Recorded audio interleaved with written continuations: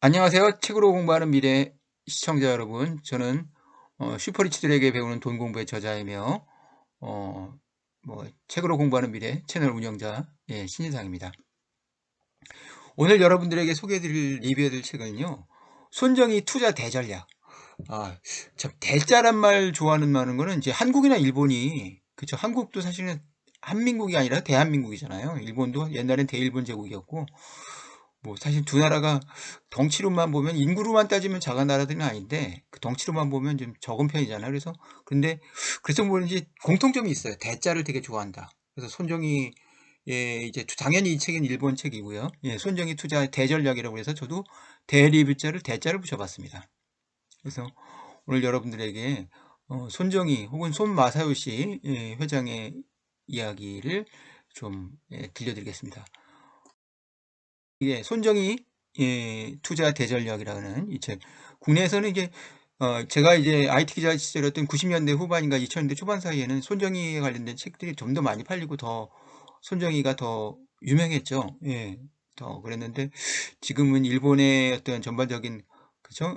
국력이 쇠퇴하면서 조금 그리고 이제 그 인구에 해자되는 그 일본이 차지하는 역할을 또 중국이 하다 보니까 줄어든 게 아닌가 이런 생각을 하는데 이 책은 제가 볼 때는 전반적으로 좀 합격점, 좋은 책이었어요. 손정희와 소프트뱅크의 투자의 방향성을 제시하는 책으로 제가 이제 리뷰를 해서 많은 분들에게 공유를 해도 좋겠다라는 이제 생각을 갖게 해준 책입니다. 어, 손정희 회장 하면은요, 지금 옆에 이제 유명한 사진인데요. 손정희 회장의 이제 옆모습 프로필 사진이랑 그리고 이제 에도 시대 이후일 것 같아요. 어떤 무사 그쵸? 예. 사진이 있는데 이게 이제 손정희 회장의 집무실에 걸어놓은 사진이에요. 손정희 회장이 그리고 그의 영웅인 바로 사카모토 료마입니다. 제가 이제 손정희 회장을 제일 먼저 접한 게 90년대 후반에 IT 기자 시절 때 손정희 회장이랑 소니 오가노리 회장이 대담을 했던 그쵸? 감성의 인큐베이터인가 그런 책이 지금은 이제 절판돼서 구할 수가 없는 책인데 그 책에서 제가 보고 손정희 회장이 그때부터 이제 국내에서도 유명해졌는데 사카모토 료마라는 근대화 영웅 그쵸? 예. 을 정말 정말 정말 정말 정말 좋아한다는 걸 알게 됐죠. 그래서 저는 그런 생각을 해요. 사실 손정희 회장이 사실은 이제 피는 한국계지만 사실은 뭐 제가 이제 이런 말을 하면 좀 네티즌들은 또 국내 유튜버 여러분들은 좀 싫어하실 수 있겠지만 일본인이 맞지 않나? 뭐 본인 국적도 일본인인데다가 손정의라는 정의란 이름 한국 사람들의 정의라는 이름이 없죠. 마사요시라는 이름은 정말 흔하거든요. 그런데 이제 동생은 또 손태장이라는 유명한 또 벤처 사업가는 또 아직은 동생은 국적을 버리진 않았어요. 국적은 한국 국적인데 손정희는 이제 일단 일본 국적인데다가 그리고 사카모토 류마가 영웅이고 그쵸? 예, 그리고 거의 뭐 세계관이나 이런 것들이 좀 그런 면에서 조금 물론 이제 본인은 이제 난 저 그런 말도 하는데 자기는 뭐 진짜 고향은 뭐 인터넷이다 이런 얘기를 한 적도 있는데 뭐 좀 일본적인 냄새가 많이 납니다. 그래서 관련돼서는 제가 이 책에도 적혀 있는데 이런 얘기를 소프트뱅크가 뭐 이렇게 손정희 회장이 어떤 공식적인 뭐 1년에 한 번씩 이렇게 신년사 같은 걸 하면요. 그때마다 빠지지 않는 게 사카모토 룸마예요. 잘 보시면요. 손정희 회장의 어떤 큰 의지랄까? 대의지라고 할 수 있겠죠. 예. 알 수 있는데 내가 존경에 맞지 않는 막부말기의 지사라고 표현합니다. 그쵸? 예. 스카모토 류마는 일본이 경랑에 휩쓸리던 시대에 누이 앞으로 일본을 깨끗이 세탁해야 한다는 편지를 써 일본을 개혁하겠다는 강력한 의지를 표현했습니다. 그 류마는 당시 최고의 조선수를 익혀 근대적 해운을 창설하는데 주도 역할을 하며 많은 동지들을 끌어들여 새로운 시대를 개척했습니다. 이게 일본이 1800년대 후반부터 중국을 제치고 아시아 최강국이 됐던 배경은 바로 조선술이고 사카모토 료마의 힘이에요. 당시 일본의 조선술은요, 금방 영국과 미국을 따라잡게 되고 아시겠지만 세계 최초의 항공모함도 1923년에 그쵸 일본에서 만들어졌잖아요. 조선 막강한 해군이 있었기 때문에 이제 러시아를 박살을 내고 그리고 영국과 미국과 그리고 그쵸 팽팽한 대결을 해줬던 세계 최강의 해군력을 가졌기 때문에 19세기와 20세기 후반을 일본이 만들어진 것 같은데, 그 결정적인 계기를 했던 사카모토 료마를 손정희 회장이 또 가장 존경한다는 얘기죠. 자기가 그쵸, 일본을 개혁시키고 싶다는 얘기죠. 그쵸, 료마 덕분에 일본은 새로운 도약을 위한 길을 열었다고 볼 수 있습니다. 한국 얘기는 별로 안 하고요. 한국이 와서는 하는데, 그쵸, 나 또한 료마의 그런 기계를 이어가리라는 뜻을 세웠습니다. 이게 손정희 회장이 가장 좋아하는 말이니까. 손정희 회장은 그쵸, 피디는 한국계지만, 그러니까 본인은 그쵸, 내가 봐도 저 일본인인 건 확실한 것 같고요. 제가 이제 스테판 슈왈츠만의 자서전 투자의 모험이라는 책을 읽고 거기서 좀 느꼈어요. 거기서 이제 사카모토 그 뭐냐면 그 이제 스테판 슈왈츠만이 중국 칭화대학원에 자기 이름으로 해 경영대학원이 있는데, 거기 100명의 어떤 전 세계에서 제일 우수한 학생을 중국의 경영대학원에서 교육을 시키는데, 그 중에 일본 팀이고를 2명을 가지고 그들의 장학금을 댈 수 있냐고 물어볼 때, 자기는 2명이 아니라 그쵸, 일본 몫을 4명을 달라고 했다고. 이런 얘기하면은 손정희 회장이 한국인 학생을 위해서 유학생에게 돈을 그쵸, 이런 얘기는 못 들어봤잖아요. 그쵸, 보면은 그렇죠. 뭐라 사람이야 국적이야 뭐 핏줄이나, 그리고 사실 보면 한국이랑 일본이 뭐 크게 다릅니까? 근데 뭐 그런 얘기하면 또 그렇긴 하게 되네요. 여하튼간 사카모토 료마라의 그쵸, A부터 Z까지 그쵸, 뭐 존경하고 그쵸, 그렇게 해서 일본을 IT의 선진국을 만들어 보자는 그런 거창한 꿈을 갖고 있는데, 생각보다 잘 안 돼요. 그쵸, 일본이 워낙 그쵸, 노쇠했기 때문에 그 이유인 것 같은데. 재밌는 게 이 책이 그 저 손자 삼 그러니까 손자병법은 이제 손자의 손무의 손자병법은 소프트뱅크 손정희 회장도 좋아하는 책인데요. 어, 여기 이 책의 어떤 이제 36개 출연량 뭐 이런 것들처럼 책에는 다양한 도표와 이런 것들이 나오면서 재밌게 어떤 이제 소프트뱅크의 경영 철학 같은 거랑 어떤 경영 전략을 보여주고 있는데요. 지금 이 경영 전략이 이거예요. 도천장법지, 도지법창천인가요? 어떻게, 도는 비전이고 미션이고 가치고 전략입니다. 지는 지리적 이익입니다. 아시아, 중국, 인도 글로벌 전개하겠다는 거죠. 그리고, 아시겠지만 다다 주식에 투자하고, 그리고, 알리바바의 지분을 제일 많이 갖고 있고, 인도에도 투자하고 있고, 인도네시아 토코피디어라는 제일 큰 종가상거래 업체 최대 주주일 거예요, 아마. 그쵸? 아시아를 그쵸, 일본 중심으로 해서 어떻게 묶어보겠다는 거죠, 전사. 그리고 법은 이제 에너지 매니지먼트고, 그리고 장은 리더십. 여기 뭐 손정희의 리더십, 그쵸? 이 저자부터 설명을 드릴게요. 저자는 일본 리쿄 대학교의 경영대학원 다나카 미치아키라는 교수인데요. 손정희의 어떤 좀 약간 신격화라고 할까? 정도까지 극찬을 하더라고요. 손정희의 리더십, AI 기업가 집단, 그러니까 이제 장점이 뭐냐면 이제 일본인만이 아닌 그쵸, 일본인과 외국인 혼사. 그러니까 한때 제가 이따 소개해드리겠지만 소프트뱅크는 이제 저 인도계 미국인을 영입한 적도 있었어요. 그렇죠? 그리고 천은 하늘의 때를 기다린다. 그래서 AI와 IoT 이런 것들 이렇게 뭐가 있어 보이죠? 이렇게 일본 책들이 이런 것들을 잘해요. 이런 아기자기한 맛이 있죠. 그리고 이제 소프트뱅크 역사를 보시면요, 이제 81년에 일본의 버클리 대학을 나왔죠. 버클리 대학을 나와서 일본에서 소프트뱅크라는 회사를 시작한 게 81년입니다. 그래서 PC 소프트웨어를 유통을 시작을 했고요. 그리고 90년에 야후재팬을 설립해서 야후재팬이 그때 제가 이제 99년도에 IT 기자 한창일 때 일본에서 주가가 1억 원이 넘었을, 그때 1000만 원이 넘었을 때 대단했죠. 그리고 나서 2001년도에는 야후 그쵸?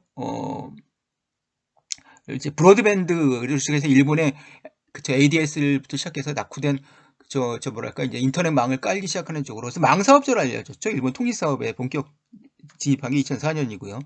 2006년에는 보더폰의 일본 법인을 인수합니다. 그리고 2013년에는 미국의 제3위 통신업체인 스프린트를 인수하고 통신 사업에 진입을 하면서 통신을 한 축으로 하고, 그리고 이제 펀드, 소위 말하면 이제 비전 펀드라는 그죠? 저 100조짜리 펀드짜리 있지 않았습니까? 사우디아라비아 국부 펀드랑 같이 하는 이걸 해서 투자와 그리고 소위 말하면 이제 통신을 동시에 이끌어가고 있는 게 소프트뱅크의 역사죠. 소프트뱅크의 사업 모델은 무엇인가? 비즈니스 모델은 무엇일까요? 예.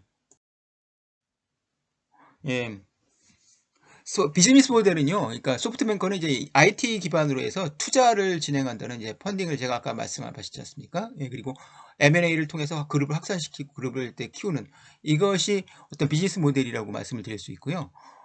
이제 저자는 이제 소프트뱅크가 지금 한 100조 정도로 일본에서는 시가총액으로는 한 100조 원 정도 되나요? 그래서 좀, 도요타 다음 정도 되나? 그럴 겁니다, 아마. 그리고, 근데 개인적인 분은 도요타 회장보다 더 많고, 일본에서는 최고 부자예요, 손정 회장이. 그래서 지금 살고 있는 데가, 일본의 황궁 근처에서 일본에서 제일 평당, 우리나라 명동보다 더 비싼 땅에서 제일 큰 집에 살고 있죠. 예. 아마존 애플을 한번 비교를 하더라고요. 그래서 좀 이렇게 전 지구적으로, 전 세계적으로 연결되어 있는 시스템 속에서 소프트뱅크와 손정희 회장의 위상을 알 수 있었다는 좋은 점이 이 책에. 소프트뱅크는 이제 보면은 이제, 도천지장법이라는, 그쵸, 예, 도천지장법으로는, 그쵸, 항목에 따라가지고, 그 소프트뱅크의 도는 뭐냐? 정보 혁명으로 사람들 행복하게 하자는 거고요.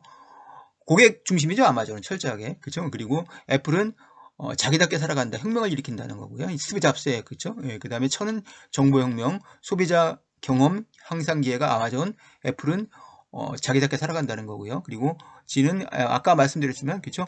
아마존은 모든 것을 파는 가게에서 모든 것을 하는 회사로 지금 바뀌고 있고요.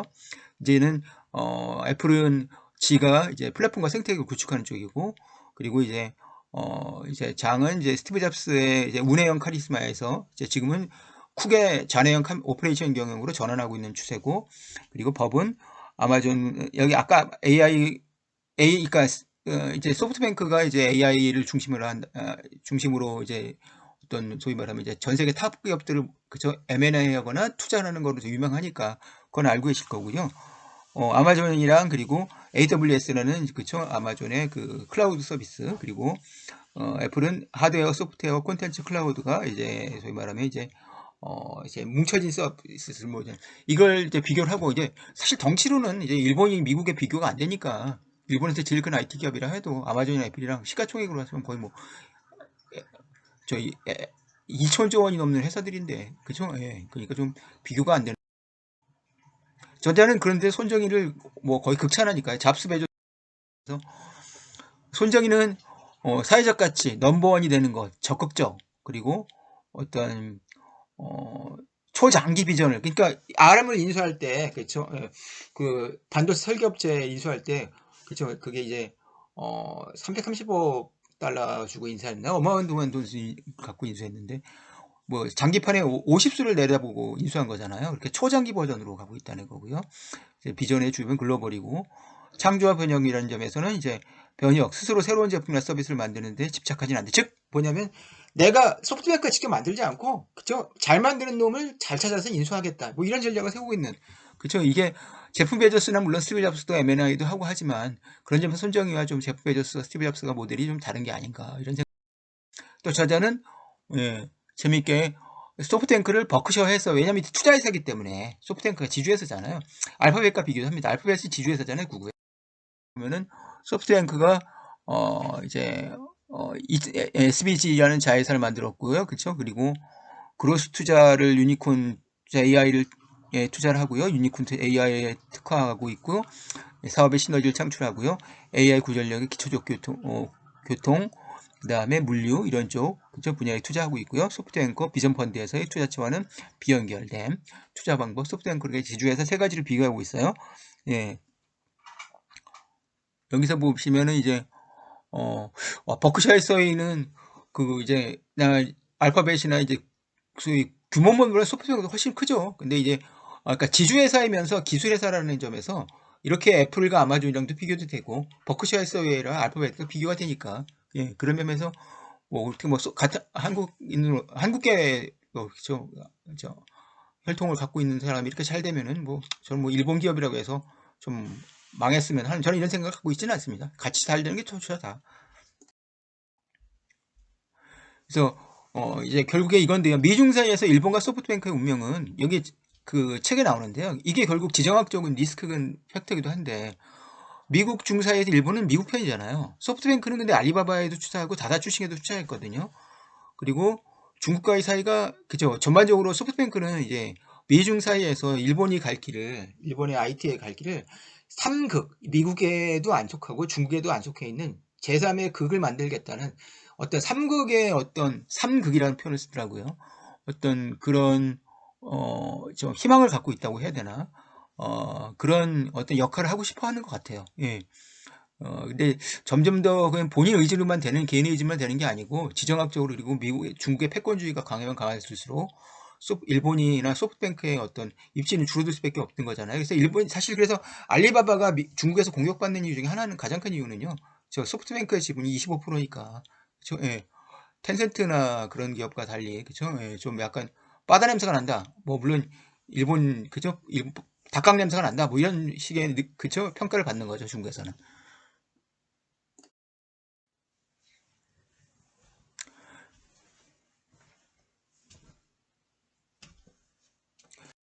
그 후계자 말씀을 드릴게요. 이 사람은요, 면도계 미국인이라 아로라입니다.